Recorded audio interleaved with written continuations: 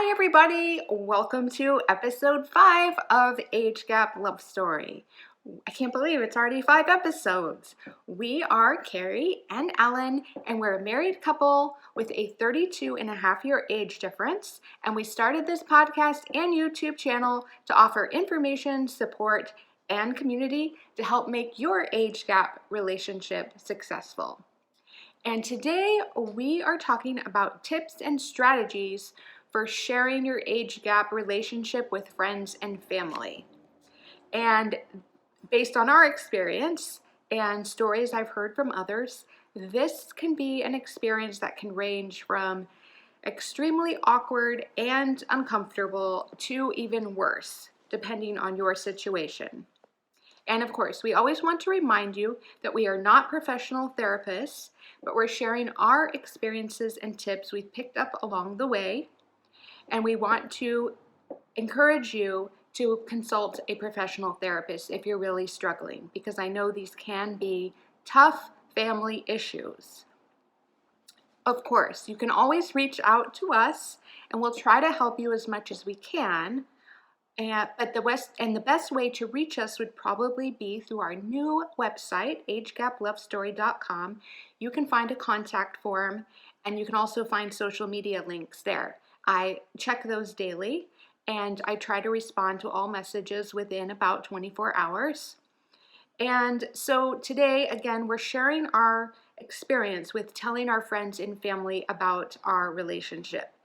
And we thought we would for the next episode, episode 6, would be how we deal with the public.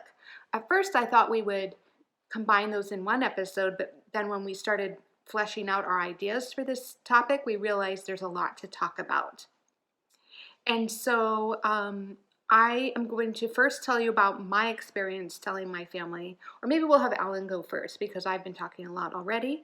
Alan can talk about his experience telling his family and friends. I will talk about mine, which was, I think, more emotionally fraught, probably. And then we have some general tips to help you too. So do you want to go first and talk? And we've actually touched on this briefly, I think, in one of our intro episodes, but we wanted to go into more detail and maybe talk more with more tips about how you can actually expose or explain your relationship to your loved ones. I think dividing it into 2 categories, positive, perhaps 3, positive, neutral, and negative. On the maybe borderline negative to neutral was my experience with Carrie's mother particularly. And I must say, understandably, Carrie's mother was upset, and that impacted us in 2 ways. It made Carrie very uncomfortable about telling her mother about our relationship. Again, perfectly understandable. And when she did, her mother's, shall we say, very aggressive negative response to Carrie, and then upon the occasion of the first meeting I had with Carrie's mother, she was extremely inquisitive about my background, my intentions. And so after that uncomfortable meeting, things seemed to be okay as she got to know me better, and we were engaged and then married. Since that time, I would say we've had no issues. I've had no issues with Carrie's mother. Carrie's sister, essentially the same. I think she turned positive much faster. On my side of the family, I would have to say that my 2 adult daughters were neutral and then became positive as they became to know Carrie. And I think they both very much now are comfortable with and positive and appreciative of my relationship with Carrie. As far as other members of my family, which is primarily my late brother and his wife at the time, they were both very positive and welcoming for Carrie. I had actually 2 aunts living at that time, and they were both very positive. So I would have to say that went well. So I really don't have any negative aspects from a family perspective to uh, reveal to you. From the standpoint of strangers, I would have to say, other than strange looks and a number of circumstances, which I believe, as Carrie said, I pointed out to you in previous episodes, where Carrie was mistakenly identified as my daughter, and then on occasion, questionably, reactions that were cold to neutral from other couples, where particularly the wife was older. I think as a result of perhaps being uncomfortable or feeling challenged with the fact that I was older and had a younger wife, and how that might reflect on their husband's attitudes about their relationship, or feeling that I had unfairly rejected my wife that was my first wife, which was my age. So that's sort of my experience in a nutshell. And I think in a way you got off easy because your children were adults and they had their own lives. And I know a lot of you are in situations where that's not the case. And I think that would have made our relationship much more difficult if you had had young children or even teenagers. But your children are older than me, and they were both married and had careers, and they had their own lives. And I think they were in into that stage of their life where they really just wanted to see you happy. And they're still close with their mother, of course, and they're close with you. And I don't know, I think we got off easy in that regard. I will say that, so I think either the younger partner or the older partner can have their own separate issues telling friends and family, but it really just depends. So I think in our situation, I think I had the harder time because I had my mother to deal with, who we had already had a difficult relationship, and I really was just still in that mode because I was in my early 20s, and I still really felt like I wanted to please her. And I don't know, if I just was the perfect child, then somehow I would get her acceptance. And so having made this decision on my own to be with you, an older man, it just, I think, and I kept it secret from her. And then so when she found out, it was just like the you know what hit the fan. So I think I had prepared myself for a strong emotional reaction, and that's what I got. Bless you. So I think we can get into some of the general tips, or maybe I'll talk a little bit more about how it went for me.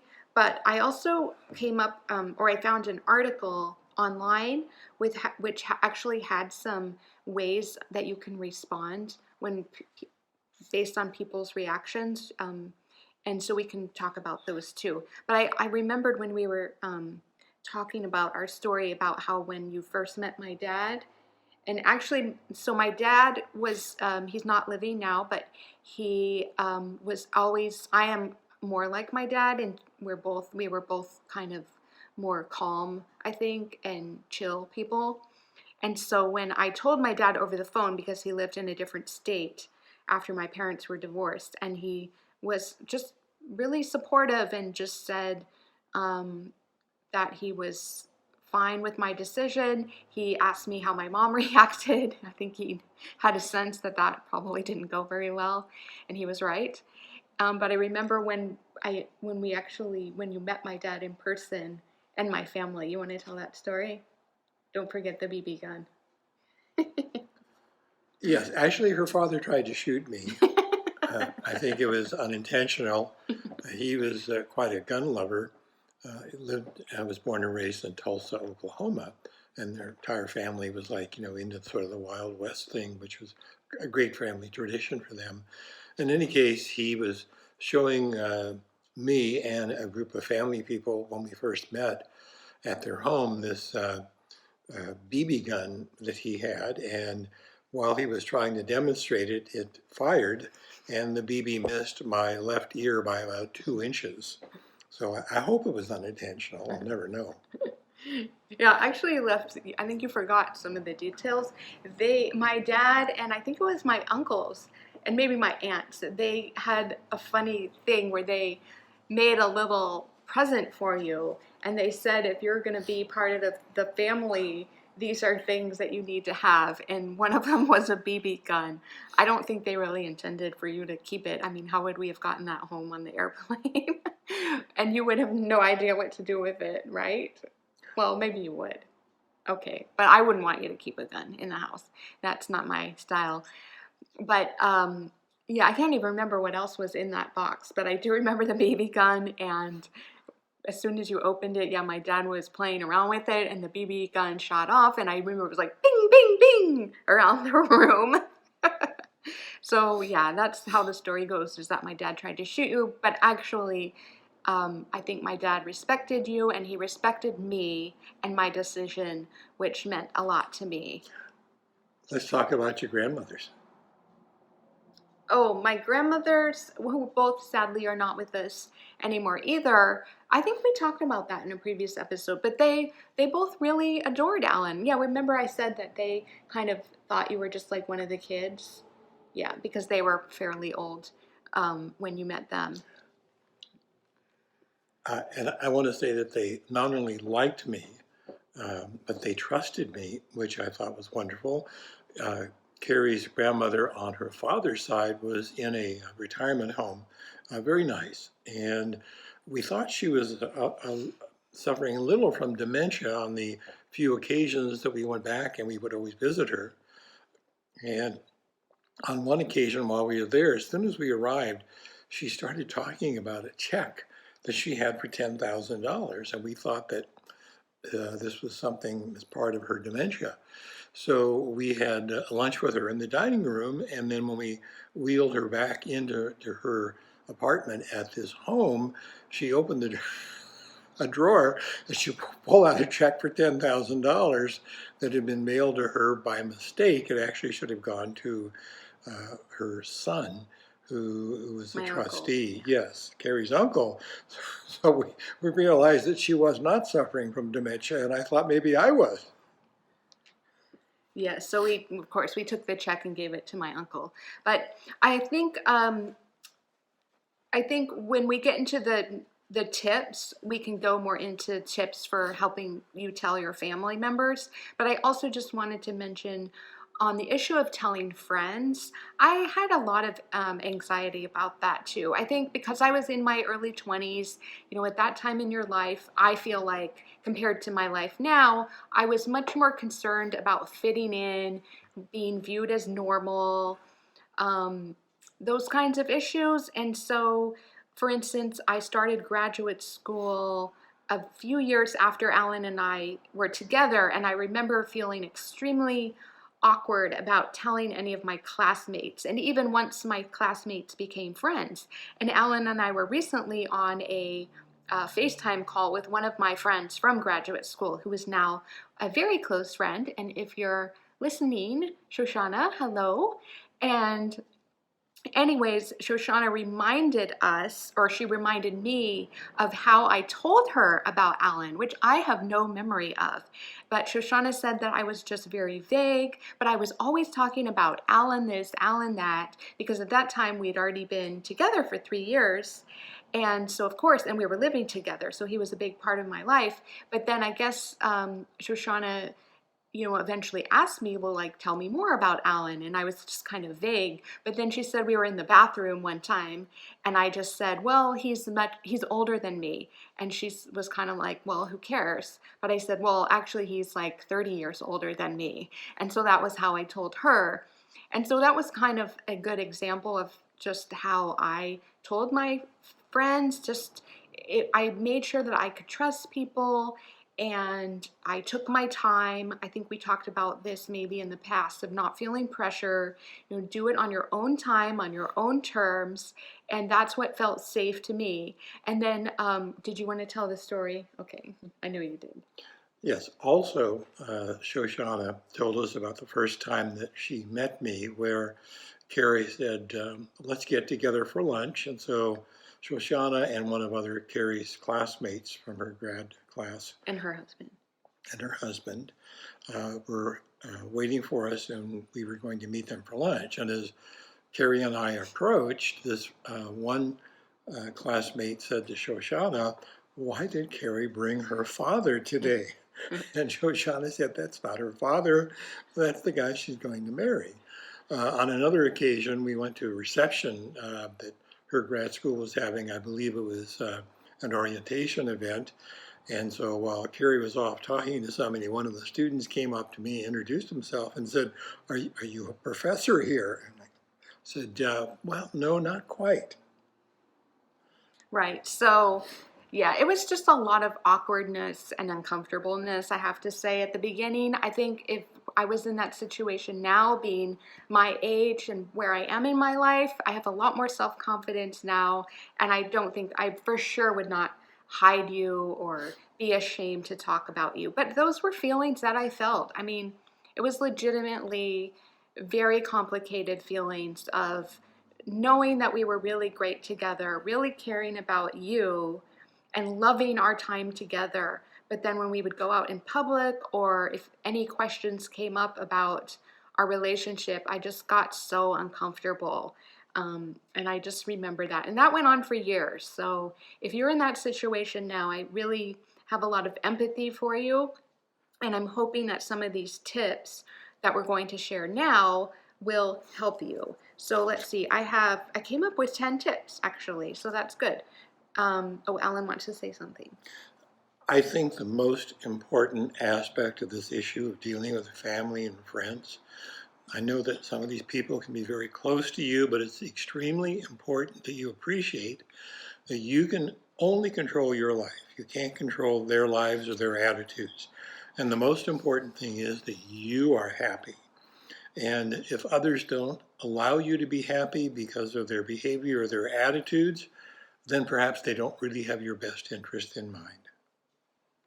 Well, I would argue against. I mean, I would say that could be true, but it could also be that they need more time, they need more information, and we're going to get into that right now. So, incidentally, I thought this was kind of something that I wanted to share, and I hope it's not politically incorrect, but I have often thought that our relationship, in the way we had to come out to friends and family, is similar to that of homosexual relationships and some of the judgment against that type of relationship. And I know many of our listeners will probably be in that, again, also a age gap relationship and a homosexual relationship. So in that case, you are dealing with kind of two differences. And I have a lot of empathy for you because I feel like some of what the judgment and stuff we've been through is similar to that kind of situation. And so some of the tips that I found actually come from websites where they're offering advice for gay couples. Or interracial couples, Alan reminded me as well. So I think some of the responses that I came up with or that I'm going to share come from a website called strongfamilyalliance.org, and I will link to that in the show notes and in the YouTube description. And apparently that is a nonprofit organization that offers support for families of, I think it's gay children. So anyways, let's jump into the tips. So the first tip that we came up with is to come up with a list, and I think Alan kind of referenced it, but a list of why it's important for you to share your relationship. You know, maybe you've been dating this person, it's starting to get serious, and so you're ready to take the next step. And so, you know, on your list could be that well, for me, I mean, when it really got serious, of course, was when Alan proposed. And that was 3 years into our relationship. I had told my very close friend, I had told my sister, but I had not told my parents. And so that was really the push for me to start to tell my parents and more people because I wanted to marry this man. And so I don't know, can you think of some other reasons that might be important for somebody that they would want would make it important for them to tell others about their relationship? I think the bottom line is it's human nature that when you decide to take an action or exhibit any type of behavior, you want others to accept it as an acknowledgement that it's the right decision. So I think it's just basically human nature to want acceptance for who you are and what you're doing and how you feel. Yes, I would agree with that. So my second tip, or our second tip, I would say, is take it one person at a time. You don't have to feel like at your next family reunion, ta-da, let me make an announcement. I think especially in my situation, being an introvert, it's easier for me to deal with people on, in small groups or one-on-one is ideal for me. And so, just take it one person at a time. It's not a race. You don't have to do it all at once, and you don't have to keep it a secret unless you want to. You can ask each person who you tell that, please keep this to yourself. And then you can just go through your family and friends one by one and just check them off the list. And understand also that each situation is probably going to be different, and you can approach each person differently, and whatever feels safe and comfortable for you, I think is how you should proceed in that regard. Do you want to take the next one? Number 3. I think it's also extremely important to pick a good time to break the news. As Carrie said, you wouldn't want to do it at like some large family event or at like a wedding or a funeral or whatever. I think it's best to do it with each important individual one at a time. And then as you move down the list of importance, like friends or those that are not terribly judgmental or instrumental in your life, then if it's a small group like classmates or at a barbecue with friends, whatever the case may be, then a group announcement is probably much more appropriate. And I would say that I think I mentioned this, but don't pressure yourself. If you're not ready, if listening to this makes you feel stressed out and sweaty, then you're probably not ready, and that's okay.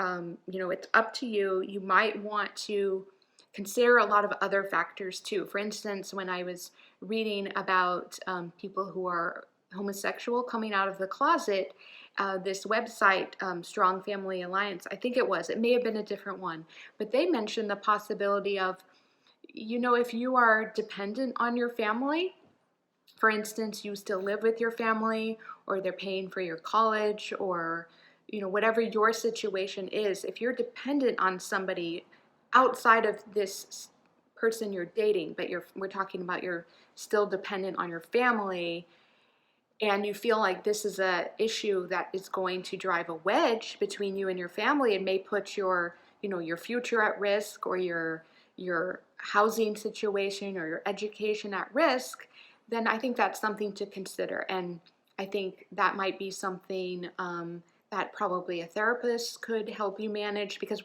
that's really talking about like a safety issue, and it's something very individualized. Yes, essentially, to use the old expression, you don't want to bite the hand that feeds you. And then I would say tip number 5 is to tell people in a way that works for you. So if you can do it in a letter or over the phone or in person, the medium of communication is really up to you. Looking back on it, the way I told my mom was over the phone, and she was going through a lot at the time. She was fairly recently divorced from my dad, living on her own, supporting herself. So she had other issues that she was dealing with that I think were stressing her out. And so I'm not sure what would have made it easier. Actually, maybe it probably would have been easier on me maybe to write a letter. I don't know. But then I would have been waiting for the response. So, I just did it over the phone. It didn't go well. She hung up on me. She was incredibly upset. We had a few different conversations about it. I think possibly my sister may have intervened and maybe reassured her that Alan was a good guy, because at that time my sister had met you on a few occasions. But it was difficult, and it took many, many months, and it created a lot of stress on me, and I'm sure on my mom as well. It was a hard situation. I just, it was hard. So, do you want to do the next one, which is number 6? I think the important thing to think about it in this situation where you're going to break the news, so to speak, is to plan ahead. I think, like with most items in life, if it's an issue you need to address, you need to think about what you're going to say. Make some notes, make an outline, uh, talk with maybe your potential mate about it, and review the aspects of how you think somebody is going to react and how you're going to react to their reaction, and rehearse it a few times in your head. Close your eyes basically and imagine that the drama is going on, unfolding before you, and go back and forth. So when you actually do make the announcement to that particular individual that is going to create the most difficulty for you, it's like you've done it before. So it may ease your stress a little bit. And by having an outline in front of you, you'll be sure to go back to the points that you want to cover rather than getting caught up in the heat and discomfort of the moment and sort of losing your train of thought. Right, and I think from all of the research and therapy that I have done personally, I do know that if you can try to keep your cool, then that will only benefit you and the situation, because I think you can expect that the other person is going to be surprised. They can have really a wide range of emotions, but surprise and probably wanting to learn more is going to be expected. But if you can make sure that you are in a calm place and rational place, then you'll be able to respond appropriately. I think if you start to feel yourself getting upset or angry, then it's time to take a time out. And that would be that's actually my 8th recommendation, is to take a time out. If your emotions, especially your emotions, start to escalate, you feel yourself getting upset, you can say, let's step away from this situation. Let's come back in 5 minutes, in an hour, tomorrow, in a week, whatever works for you. But I skipped number 7, which is to expect to have that shock, anger, disbelief. Who knows? Maybe it will actually be a positive response. With your friends, I'm sure that's much more likely. But with your family, it can really just run the spectrum of any kind of negative reaction. And it actually, if you think about it, that is natural. If you care about somebody and they tell you something about themselves that you find shocking, then it's natural that you're going to have some fear. Like, that's a natural human emotion, and that can be show as anger, shock, I don't know, repulsion, just because that person doesn't know the situation. So they're going to need more information, and it's up to you to, provide it rationally and calmly. I also wanted to share, I thought this was really helpful. I know this came from the Strong Family Alliance, and they gave a few ways that how you can respond in different situations. And I'll link to the article as I mentioned. But let's say the best case scenario, you were telling your best friend, I met this guy, he's 30 years older than me, we're madly in love, and we're going to get married, blah, blah, blah. Okay, so your friend responds with, wow, that's amazing. I can't wait to meet this guy. So I think a good response from you would be to share, wow, it's been hard for me to keep this from you. Thank you for listening and understanding. That would be a really great way to respond to somebody who shows that they're positive and listening and open to what you've just told them.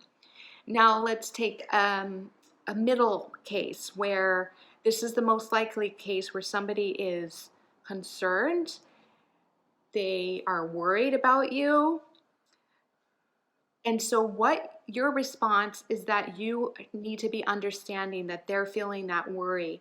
And so you're empathizing that they're having that worry for you. So you can say things like, um, I've been thinking about this for a long time. I know it's going to take some time for you to understand. Or you can say, I don't have all the answers, but I can tell you what I do know.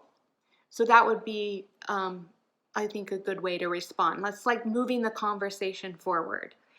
Then the third situation is the most extreme in the negative, where that person, whether it's your parent or your friend, is angry, they're super upset, and they're making all kinds of irrational statements, like, I never want to see you again, you're disgusting, whatever.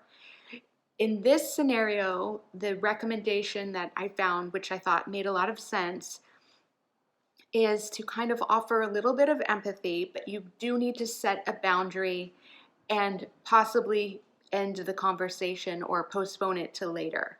So you can say things like, um, I I know you're angry. I don't want to fight about this right now. Let's talk about it tomorrow. I need to step away from this conversation now, but we can come back to it later. Um, I know you're worried and angry. I still love you. Let's um, let's talk about it um, when we're not feeling so angry. So those are three scenarios and three different reactions that you could prepare yourself. You could, as Alan said, you could rehearse this and just kind of like prepare yourself for what could happen. And Alan wants to say something. I think a very important aspect of this discussion is that in revealing this to family and friends and others, is that it may shake your confidence in your decision, whether you're right or wrong in associating with this person in a deep sense. So experiences that I had and the way I approached it, and I think Carrie to a degree, was that we as a couple went out and began to meet with some of our closest friends and then listened carefully for their feedback. And I can remember one of the earliest experiences I had like that was in a very long time business associate I had, who I was quite friendly with. He and his wife went out for dinner with Carrie and I early on in our relationship. And the wife, this is Dick and Judy, I don't know if you're listening, but Judy was very outspoken. She would always say what she thought, very motherly. And Carrie got up to go to the bathroom during dessert, and Judy leaned over and said, I think you have got a winner here. This gal is really a keeper, right. And then also another couple that I've known for many, many years, Lon and Leah. I don't know that they expressly said anything about Carrie, but they were very warm and accepting and approving in every respect. And these were all very reassuring to me that I was making the right decision. There was one fellow that I had used as a business consultant that I remember discussing my relationship with Carrie, and he would say, well, how about when you get older, and that she doesn't want to hang around and she leaves for a younger guy. That was the only negative comment that I had from somebody who was in my age category that I knew well. And I respected his opinion, but I decided to overrule it based on my feelings for Carrie and my assessment of her character, because I knew Carrie better than this other individual. Now I want to know who said that. It was Jeff. Remember Jeff, my consultant? Oh, I don't know that I heard that story. Yeah. Well, he's actually not one of our friends now, but that's okay. But that's fine. I mean, yeah, that would be, I think, that's also a rational question, because he cared about you. He wouldn't want to see you put your future at risk. And he was also, I think, a very cynical person. He would always look at the negative aspect of things, kind of like on the risk reward side. He'd always give heavier weight to the risk rather than the reward. Yeah, that's interesting. And as you were talking about your friends and telling your friends, it also made me remember that I did have a friend who I was very close to, and we're not friends anymore. And I think that she was threatened by you. And I actually think her response would have been the same towards any man that I had fallen in love with, no matter the age. It wasn't that she was concerned about our age difference. I don't think she liked the fact that I was spending so much time with you, and we had been friends for a long time, and things were changing, and it was almost like, when you move from high school to college to into young adulthood, your life changes, and it's actually natural to have your friends change too as you go through different life changes. So that was something I do remember dealing with as well. I think another point of information, this may not always be the case, but when you're my age and you don't have young children around, and you have friends that are in Carrie's age category that when they're married early on and then they have children, as soon as they have a baby, their entire life is focused on the baby. And that immediately impacts their relationship with you. So in the case of this particular friend that Carrie's referencing, although early on we spent a lot of time with this lady and her husband, who were in Carrie's age group, as soon as she had the baby, it was like somebody flipped a switch, and all of her attention and devotion appropriately went to the baby, and their relationship with us basically evaporated. Yeah, and maybe the fact that she didn't really adapt well to our relationship was an indicator that, I don't know, our friendship just wasn't strong enough to survive life changes. So yes, Alan mentioned when she had a baby, that really kind of ended the relationship. And I'm sure it wasn't all her, it was me too. Nobody's perfect in any relationship.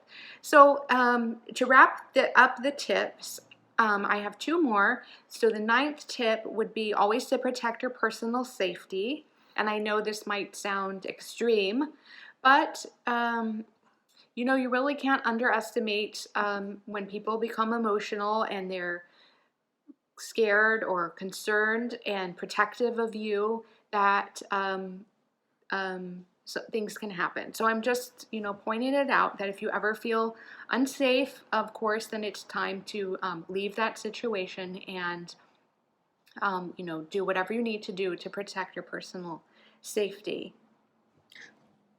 On that point, I was just reading an article this morning about a scam artist in Nigeria who would go on the internet and solicit romance. He was in his 30s to older ladies, and he would entice them to move to Nigeria, marry him, and whereupon he would essentially restrict their freedom and begin to milk their bank accounts and solicit money from her friends. So that's a little different than Carrie's point, but definitely you need to be cautious when you make a commitment, protect yourself as far as when you get into a relationship. Just make sure it's not one that's going to create some sort of a jeopardy situation for you personally or financially.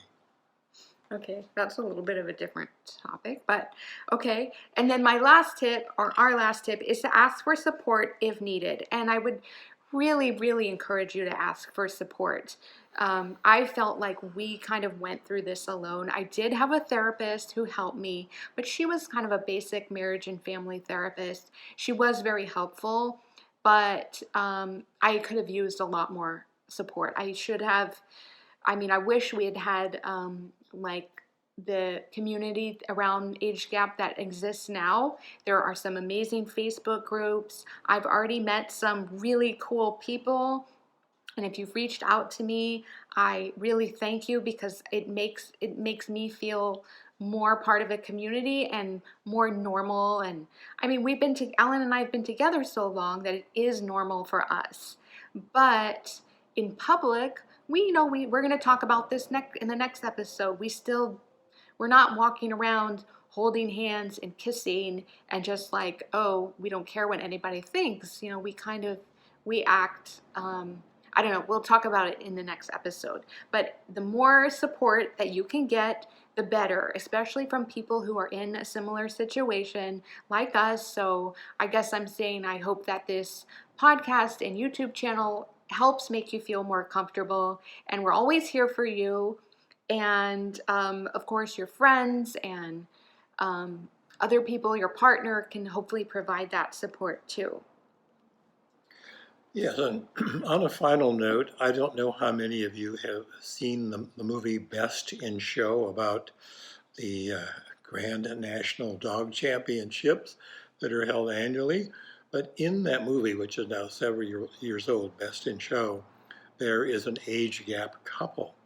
And if you are into the old movie sort of thing, you might want to go back and look for that segment. There's an interview by, I believe, a reporter of this age gap couple, and I think you'll find it interesting. Well, it's kind of a caricature. It's a stereotype. So, which I think is a little obnoxious, but that's okay. So, anyways, that wraps up episode 5 of Age Gap Love Story. We're so happy that you're here. We hope that you subscribe, leave us a review and a rating. If you're on YouTube, subscribe and leave us a comment. And we can't wait to see you in episode 6. Thanks, everybody. Bye-bye.